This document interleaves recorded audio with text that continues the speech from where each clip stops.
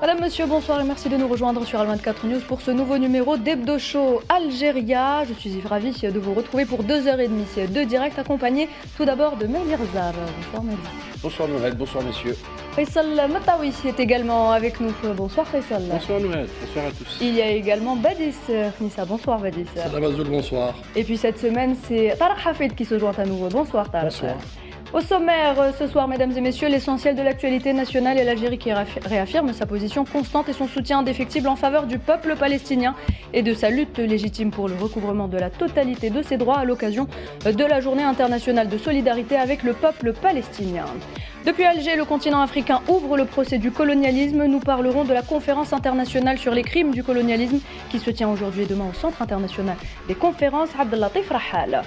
Quel lien peut bien exister entre les Émirats arabes unis et le Rassemblement national, deux entités que tout oppose avec un ennemi en commun? C'est la question que l'on se pose ce soir dans Face à l'info. Nariman Zekar nous rejoindra en dernière partie d'émission pour rendre hommage à la regrettée Baya Bouzar, plus connue sous le nom de Biouna. Jafar Gassem sera son invité.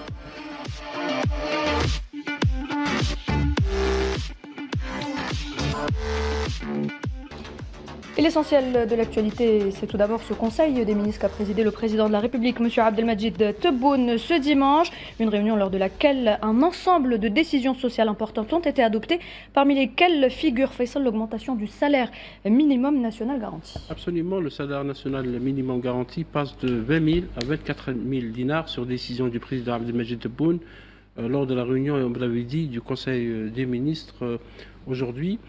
C'est une augmentation très importante, c'est probablement la plus importante depuis la création de ce salaire national minimum qui est donc défini selon les normes de l'OIT, l'Organisation internationale du travail en Algérie. Deuxième décision d'importance, c'est également l'augmentation de l'allocation chômage qui passe donc de 15 000 à 18 000 dinars. Elle sera versée pendant une année avec possibilité de renouvellement. Ces deux décisions d'importance vont dans le sens de la consolidation du pouvoir d'achat des Algériens et de l'amélioration des niveaux de vie. C'est un engagement électoral du président Tebboune qui est en train de l'appliquer. Autre mesure, autre annonce faite lors de ce Conseil des ministres, le président Abdelmajid Tebboune a ordonné au ministre du Travail de préparer pour le prochain Conseil des ministres, c'est-à-dire dans 2 semaines, la préparation d'une augmentation aussi des pensions et des allocations de retraite qui sont également attendues par nos retraités. 3 décisions très très importantes, surtout qu'elles interviennent à quelques semaines du mois sacré du Ramadan, et que vous savez que c'est un mois qui est très important pour les Algériens, et c'est aussi important pour les Algériens qui ont donc un pouvoir d'achat limité. Faisal, le mois du Ramadan, c'est un mois dans l'année. Je partage ton avis, mais je pense que cette décision va pour les Algériens sur l'ensemble de l'année, sur les 12 mois. C'est encore la preuve que le peuple est au cœur des prérogatives, des préoccupations du président de la République et du gouvernement. Les prérogatives justement du gouvernement par rapport au ministre du Travail, pour aussi ne pas oublier les retraités, on est la preuve. 4 000 dinars d'augmentation, c'est une décision, comme tu l'as si bien dit, Faisal, historique. Ça n'a jamais eu lieu depuis la création de ce salaire minimum. Même sous la précédente ère politique, avec 200 milliards de dollars de réserve de change, jamais il y a une augmentation de 23% du salaire minimum. Donc c'est juste quelque chose qu'il faut marquer au fer rouge. C'est quelque chose d'exceptionnel, 23% d'augmentation sur le salaire minimum. Je tiens à répéter ce chiffre, c'est énorme. Il faut également comprendre que ça va impacter également les primes, parce que les salaires automatiquement, s'ils augmentent, les primes augmenteront machinalement. Ça aussi, c'est important. Ça veut dire que ce n'est pas que la base du salaire qui sera impactée, mais tous les salaires qui seront impactés. Le président de la République, comme tu l'as si bien dit, Faisal vient d'honorer un engagement de plus de son programme qu'il avait donné devant le peuple. Et aussi, c'est une augmentation considérable parce que l'Algérie n'a aucune dette à l'extérieur. C'est-à-dire que l'Algérie travaille avec son argent. Et c'est ça, moi, je trouve, qui est le plus symbolique. C'est que c'est de l'argent de l'Algérie aux Algériens sans l'aide de personne. Et c'est très important de le préciser. Et cette décision du président est un effort financier colossal pour justement aider aussi le développement des projets qui sont actuellement en cours et qui sont des projets gigantesques à travers tout le territoire national algérien. Pour comparaison n'est pas raison, mais par exemple en Allemagne, le SMIC va augmenter pour l'année 2026 à hauteur de 2,9%. Nous, encore une fois, c'est 23%. En France, qui se dit l'apôtre du clan social, pour l'année 2026, c'est 1,3%. Donc, regardez la différence. Juste, encore une fois, très important à préciser, le peuple est bien au cœur des préoccupations du gouvernement et à sa tête du président de la République. J'ajouterais, Mehdi, pour abonder sur ce que tu dis exactement, c'est que l'aspect social, le caractère social est primordial pour le président de la République. Il l'a rappelé à maintes reprises et c'est un aspect sanctuarisé, sacralisé. Sacralisé, exactement. Dans l'ADN, notamment de la politique nationale algérienne, et le président de la République aujourd'hui est en phase avec ses engagements. Pour le peuple, toujours pour le peuple. Exactement. Et il y a un autre aspect aussi qu'il ne faut pas oublier. Effectivement, tu le dis, on est fort propre avec les fonds souverains, des fonds algériens. Et c'est aussi comme un pied de nez pour certaines voix dissonantes, souvent à l'étranger, qui sont très minoritaires, mais qui pensent que l'Algérie n'a plus de moyens. Aujourd'hui, elle le démontre effectivement que non seulement elle a les moyens, ses propres moyens, ce n'est pas des crédits, ce n'est pas des prêts, c'est de l'engagement de fonds souverains pour justement répondre au pouvoir d'achat, qui est ô combien important et crucial dans la vision du président de la République, dans sa proximité avec le peuple algérien. Et il me semble aujourd'hui, comme je disais, c'est vraiment une réponse claire, nette et précise et concise que l'Algérie est au plus près de son peuple. Bah, je vais aller comme d'habitude, hein, on se connaît, on va mettre les pieds dans le plat. Actuellement en France, il y a l'année zéro, ce qu'on appelle pour les augmentations des retraites. Pour les personnes retraitées, c'est l'année zéro, donc aucune augmentation par rapport à l'inflation. C'est une année blanche, d'accord ? C'est une année où il n'y aura aucune augmentation pour les gens qui ont cotisé toute leur vie.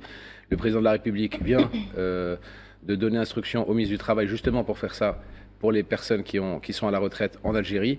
Et très important, on n'est pas sous le diktat d'aucune banque internationale. Par exemple, pour la France, encore une fois, quand elle veut faire des revalorisations du SMIC ou des retraites, elle est obligée d'avoir la validation de la BCE, la Banque Centrale Européenne, pour lui dire oui ou non. Et donc c'est pour ça qu'ils ne sont pas libres, parce que tout ça se fait à crédit. D'accord ? Même les augmentations des salaires des fonctionnaires et tout ce mécanisme-là se fait sous validation de la BCE, ce qui n'est pas le cas pour l'Algérie, parce qu'on travaille avec notre argent. Parce que la France est un pays qui a un déficit budgétaire de 3 000 milliards d'euros. Non, excuse-moi Faisal, avec tout le respect que je te dois, 3 400 milliards. 3 400 milliards. Il y a quand même 400 milliards de différence. Je peux te dire que quand nous, on a de l'argent caché en banque, ça fait plaisir. Vraiment, ça fait plaisir. Hafid, vous voulez intervenir. Oui, c'est le relèvement aussi de l'allocation chômage qui est important. 3 000 dinars, c'est très important. Déjà, la création de cette allocation, c'est déjà un acte déjà très important. Seul pays africain à avoir une allocation chômage. Hein. Oui, l'Algérie, je tiens à le préciser, excuse-moi, cher Tarek, l'Algérie est le seul pays africain à avoir une allocation chômage sous la présidence d'Abdelmajid Tebboune. Ça aussi, on ne le dit pas assez. On ne le dit pas souvent et on ne le dit pas assez. C'est très important parce que c'est en fait le mécanisme qui a été mis en place. Ce n'est pas je donne de l'argent et vous restez à la maison. Non, je donne de l'argent, justement, c'est une mesure d'accompagnement et d'incitation et d'encouragement, surtout bien sûr aux jeunes diplômés, pour aller sur le marché du travail, pour trouver du travail et donc être pleinement actif. Ce n'est pas une prime à la paresse, contrairement à ce que disaient certains. Oui, bien sûr. Parce que le président, lors de la Conseil des ministres, a ordonné au ministre de l'Emploi et du Travail de réviser les mécanismes par rapport à cette allocation, notamment la nécessité de renouveler le dossier pour l'allocation chaque 6 mois. Ça veut dire que le jeune sera obligé d'aller chercher du travail. Vous savez, je vais vous faire une confidence. J'ai rencontré un patron d'une très très grande entreprise, on en a parlé tout à l'heure avec Bédis, d'une très très grande entreprise étrangère, et on a parlé de l'économie algérienne, et moi je vais pas citer le nom, mais bon, s'il voit l'émission, il se rencontrera, il se reconnaîtra, pardon, il se reconnaîtra. Ce patron, quand on a parlé de l'économie algérienne, il m'a dit, je suis désolé Mehdi, mais ton président de la République, c'est quand même le seul, pendant la période du Covid, qui a eu le courage d'augmenter 2 fois le salaire minimum, où toute l'économie mondiale était en panne sèche. Pendant vraiment la pandémie du Covid. 2 fois, 2 revalorisations des salaires et des acquis sociaux pendant une hécatombe économique mondiale. Et quand il m'a dit ça, je peux vous assurer que la personne, c'est pas n'importe qui, c'est un ponte de la finance mondiale.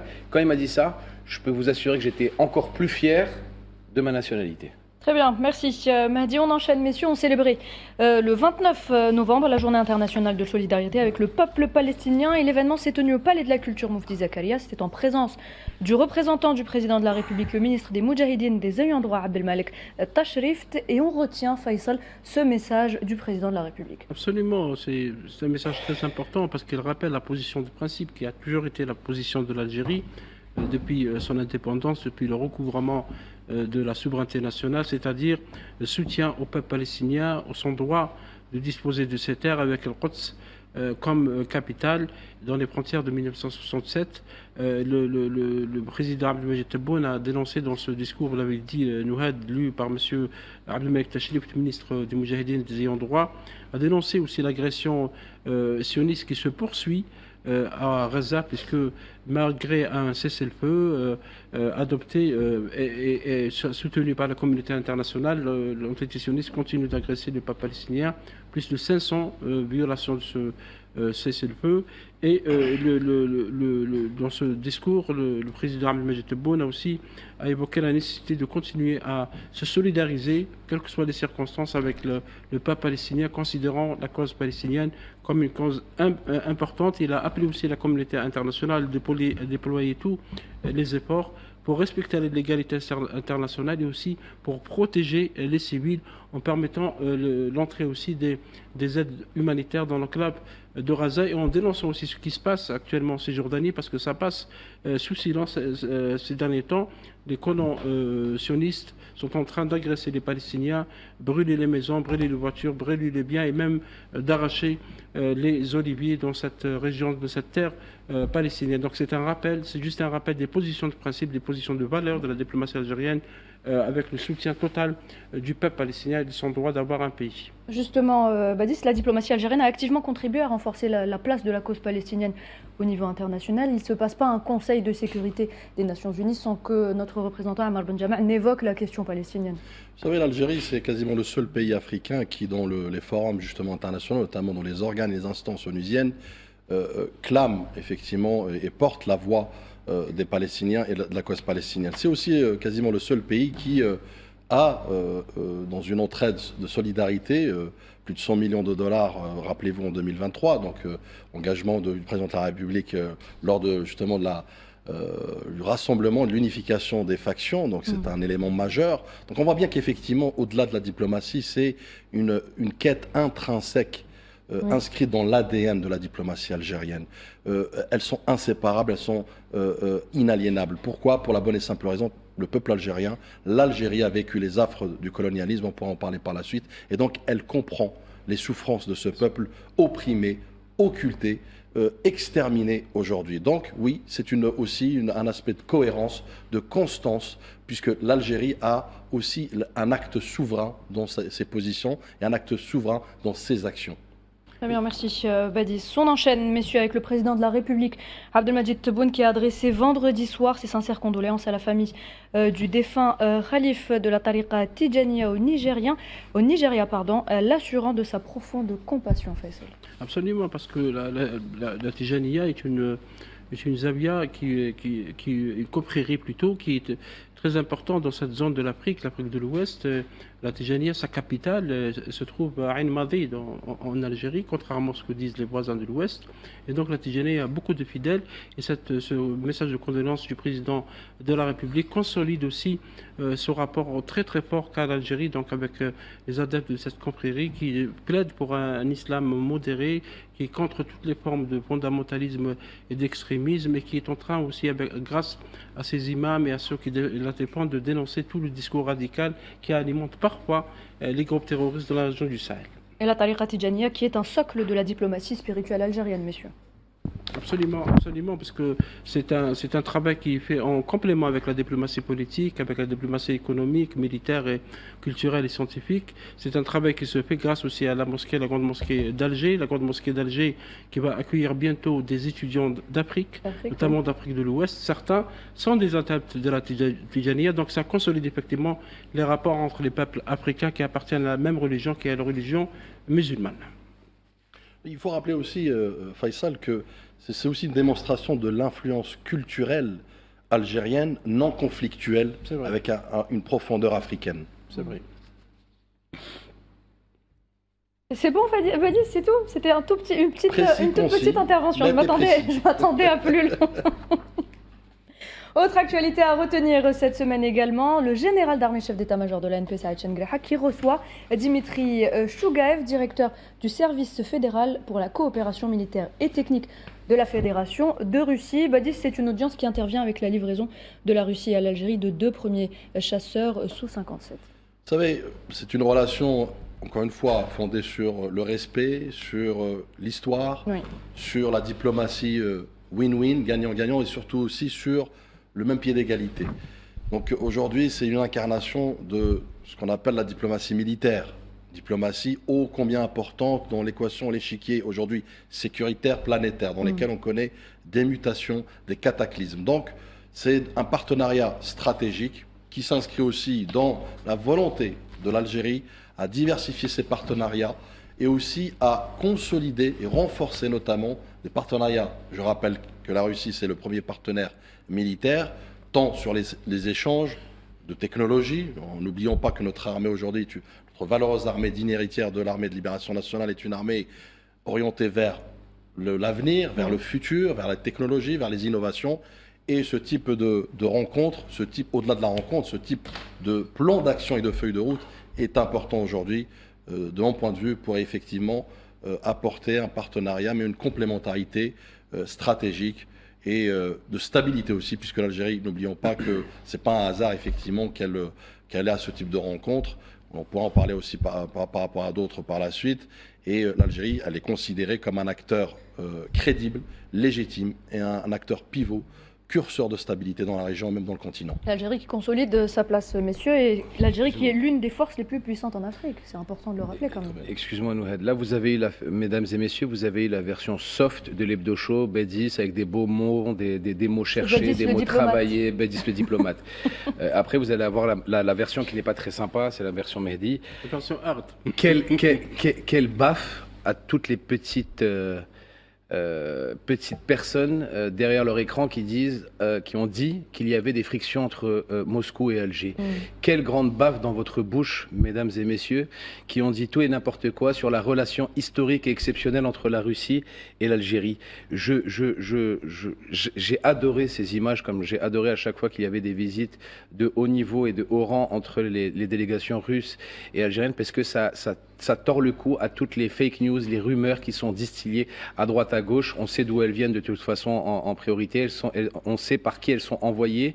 On sait aussi quels sont les mercenaires qui sont payés pour distiller ces fausses rumeurs. Et justement, quand on voit que le commandement de l'ANP reçoit le directeur du service fédéral de coopération militaire russe, après la livraison de deux Su-57 de dernière génération russe, excusez-moi, je suis désolé de vous dire, allez vomir ailleurs parce qu'il n'y a rien à voir. Circuler, il n'y a rien à voir en Algérie, tout se passe bien. L'Algérie est loin, très très loin d'être un pays isolé. L'Algérie a tous ses amis qui sont autour d'elle et ne vous inquiétez pas, l'Algérie est grande et sera victorieuse. Et dans ce sillage, la livraison des livraisons des Soukhaï, c'est pas la seule, il va y en avoir d'autres. Oui, absolument, parce que ce n'est qu'un début. On a de l'argent pour. C'est des appareils qui sont très sophistiqués. Ça a été commenté beaucoup par la presse internationale parce que ça donne un niveau de consolidation de l'armée algérienne. On n'a pas besoin de vendre, Faisal, notre souveraineté pour acheter des armes à des pays étrangers. Absolument. On achète avec notre argent. L'Algérie achète avec son argent. Elle n'achète pas crédit, elle achète comptant, cash, et elle achète du matériel dernière technologie. L'Algérie ne reprend pas et ne reprendra jamais et n'aura pas les vieilles briques des autres armées. L'Algérie achète toujours ce qui est dans le high-tech de la technologie, et l'armée nationale populaire, et à sa tête le Saïd Chengreha, qui est chef d'état-major et ministre délégué des armées, achète toujours ce qui est le mieux pour l'Algérie. Très bien. À retenir également, pardon Faisal, on retient également que l'Algérie a accueilli ce jeudi la 14e réunion du comité des chefs d'état-major des pays membres de la capacité régionale d'Afrique du Nord, qui comprend donc l'Algérie, l'Égypte, la Libye, la Mauritanie et la République arabe sahraoui démocratique. Tarek Hafed. Effectivement, c'est une structure qui est très importante parce que, en fait, c'est une structure régionale qui met en coordination les états-majors des différentes armées. Et puis là, on constate, là, c'est encore une preuve aussi de l'engagement de la République arabe sahraoui démocratique au sein justement de l'Union africaine, parce que c'est une structure de l'Union africaine. Et on voit aussi qu'il y a un pays qui n'est pas présent enfin, l'état-major d'un pays qui n'est pas présent dans cette force. C'est bien sûr le Maroc qui a décidé de ne pas s'impliquer. Et cela... Il préfère s'impliquer ailleurs. Il préfère s'impliquer ailleurs, effectivement. Au détriment de la stabilité de la région, bien évidemment. Ces pays coordonnent effectivement de l'état-major au niveau militaire, au niveau de l'Afrique du Nord. C'est un mécanisme de l'Union africaine. C'est pour coordonner les actions contre les menaces qui pèsent sur toute la région. C'est un travail en commun. Je voulais seulement ouvrir une petite parenthèse par rapport à la visite de Dimitri Chougaïev. Très petite. Il faut noter que c'est la deuxième visite en Algérie en l'espace de 2 mois. Oui. Ça veut dire que, comme le disait Mahdi, les relations sont très bonnes avec le partenaire russe. Et aujourd'hui même aussi, le général de corps d'armée Mustafa Ismaili, qui est le commandant des forces terrestres, a reçu l'ambassadeur de Chine pour également parler de la relation avec ce grand pays qui est la Chine. Donc avec la Russie et la Chine, les relations sur le plan militaire fonctionnent très bien. Et on n'achète pas la quincaillerie russe, on achète les derniers modèles de la technologie, c'est très important. Et on n'achète pas à crédit, on achète comptant. D'accord ? On ne vend pas la souveraineté de l'Algérie. D'accord ? Et on achète avec notre argent. Ça aussi, répéter pour que les personnes qui distillent des fake news à longueur de journée puissent se regarder dans un miroir. Et messieurs, avec l'acquisition de ces chasseurs Sou-57, l'Algérie devient ainsi peut-être le premier, ou bien l'unique pays arabe et africain à bénéficier de ces avions russes ultra-modernes. C'est l'unique et le premier. Premier pays arabe et africain à avoir ces avions. C'est des avions de 5e génération. De 5e génération. Hein. On clôt cette partie, messieurs. On passe tout de suite à l'œil d'Alger. C'est pas les Rafales vieillissants.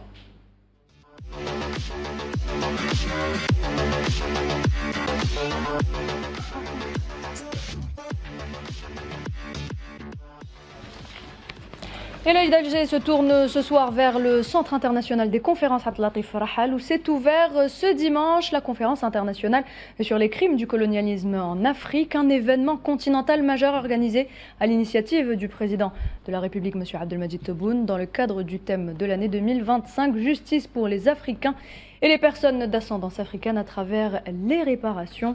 Et pour en parler, nous avons le plaisir de recevoir ce soir sur le plateau, il va nous rejoindre dans quelques instants autour de la table, M. Hosni Kitouni, chercheur en histoire. Il y aura également avec nous Benjamin Brouwer, historien américain, professeur à l'université d'Austin au Texas. Il est déjà avec nous, M. Benjamin Brouwer, bonsoir. Oui, bonsoir. Merci d'avoir accepté notre invitation. Merci d'être avec nous. Oui, c'est un grand plaisir. Merci. Bonsoir, monsieur. Merci. Merci de nous avoir rejoints. Et monsieur Hosni Kitouni est en train de s'installer à l'instant. Alors, cette initiative, messieurs, donc, du président de la République, s'inscrit dans la tradition historique de l'Algérie, on le rappelle, qui a payé un lourd tribut au colonialisme et qui demeure profondément engagé dans la défense de la dignité, de la mémoire et des droits des peuples africains, Badis. Tout à fait. Non, mais surtout que c'est dans la continuité de ce travail de fond qui est mené d'abord à l'échelle de l'Algérie, qui, elle, encore une fois, a connu les affres et les souffrances, mais surtout le projet. C'est pas que les affres colonialistes, c'est le projet colonialiste, notamment de la France. Donc elle est à même aujourd'hui de pouvoir accompagner effectivement des initiatives et même d'amorcer des initiatives, puisque c'est pas un hasard qu'elle se tient aujourd'hui à Alger. Donc si vous voulez, après la Mecque des révolutions, aujourd'hui Alger, elle est la Mecque du devoir de mémoire et de la réparation. Il est important aussi de rappeler une chose, c'est que le XXe siècle était celui de la décolonisation politique, le XXIe siècle doit être celui de la décolonisation et de la réparation. Il faut noter, Badis, que cette réunion intervient à la demande du président Abdelmadjid Tebboune, qui au début de l'année, lors du sommet ordinaire de l'Union africaine, il avait proposé que les États africains se réunissent à Alger pour un colloque, une conférence internationale contre la décolonisation.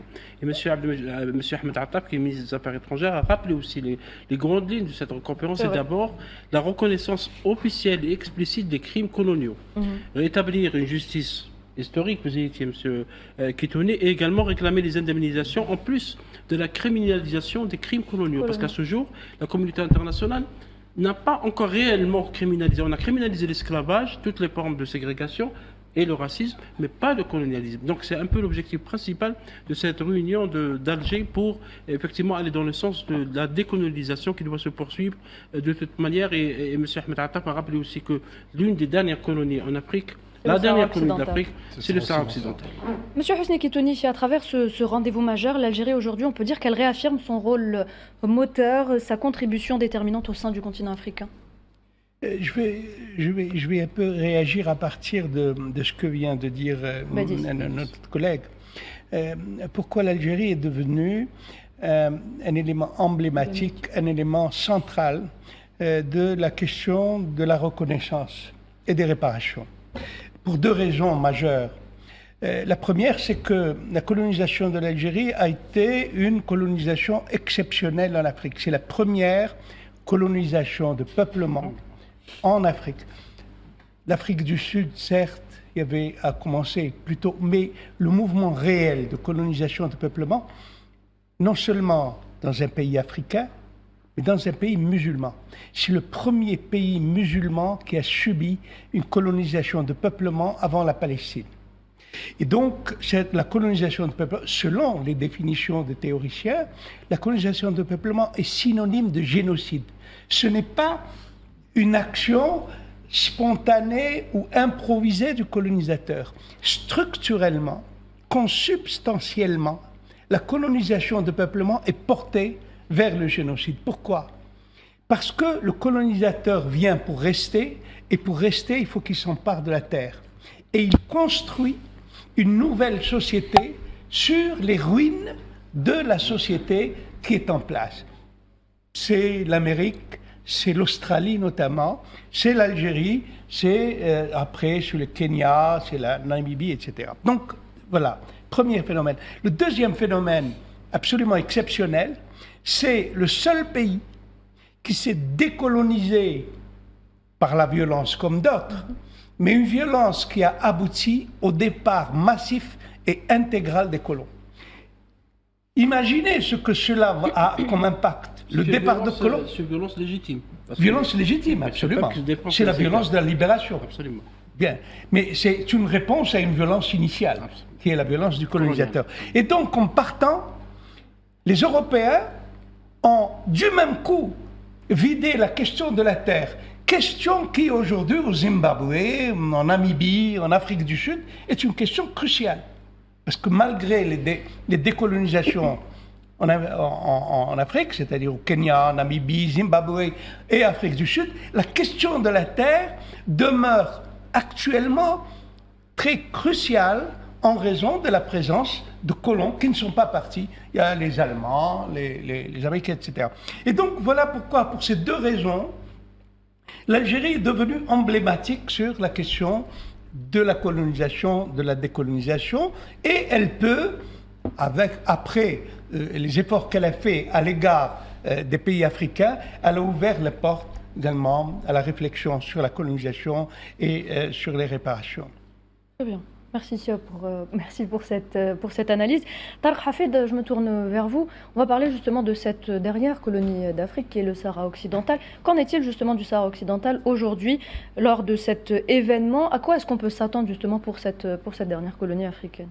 C'est relancé, donc on parle de Lokoko, donc de cette conférence. Lokoko auquel on reviendra un peu plus tard également. De cette conférence du mouvement de solidarité internationale, initialement européen, mais maintenant réellement international, de solidarité avec le peuple sahraoui. Donc il s'est tenu durant, on va dire 3 jours en tout, 27, 28, 29 novembre à Paris. Et donc vraiment c'est déjà le fait que ça se déroule à Paris, déjà symboliquement c'est très fort. Oui, mais le coco, on y reviendra tout à l'heure. Tarek Hafid, là on parle de cette conférence qui se tient au CIC. Ah, par rapport à la conférence, oui. Désolé. Ben, c'est très important dans le sens où effectivement c'est la dernière colonie d'Afrique. Et donc la nécessité d'aller vers une décolonisation totale et définitive du continent africain. Et là, ce qui est, contrairement aux autres colonisations, là c'est un autre pays africain qui colonise toujours, oui. Son voisin. Donc c'est ça quand même qui est assez j'allais dire, dangereux dans le sens, dans le cas du Sahara occidental, parce que c'est assez... c'est-à-dire que ça ne s'est jamais vu avant. C'est inédit. Voilà, c'est dans le sens inédit. Ce qu'il faut attendre de ce type de conférence, en tout cas dans le cas du Sahara occidental, c'est toujours au centre la question de la terre, la question de la propriété. Là, nous sommes dans une situation où tout a été pris au Sahraoui, le pays a été divisé en deux, on a installé donc un mur de plus de 2700 km qui divise le pays en deux, c'est la zone la plus minée au monde, c'est une des zones les plus militarisées au monde, et on a séparé un peuple. Donc on a séparé des familles, on a séparé, on les a obligés à s'installer, donc une partie bien sûr en Algérie dans les camps de réfugiés, une autre partie dans la partie occupée et aussi dans la diaspora. Donc ce type de conférence dans le cadre du Sahara occidental est très important parce que on reste plus que jamais dans la colonisation du continent africain. Très bien, merci Tarek Hafed. On revient dans quelques instants, messieurs, pour la suite de ce débat.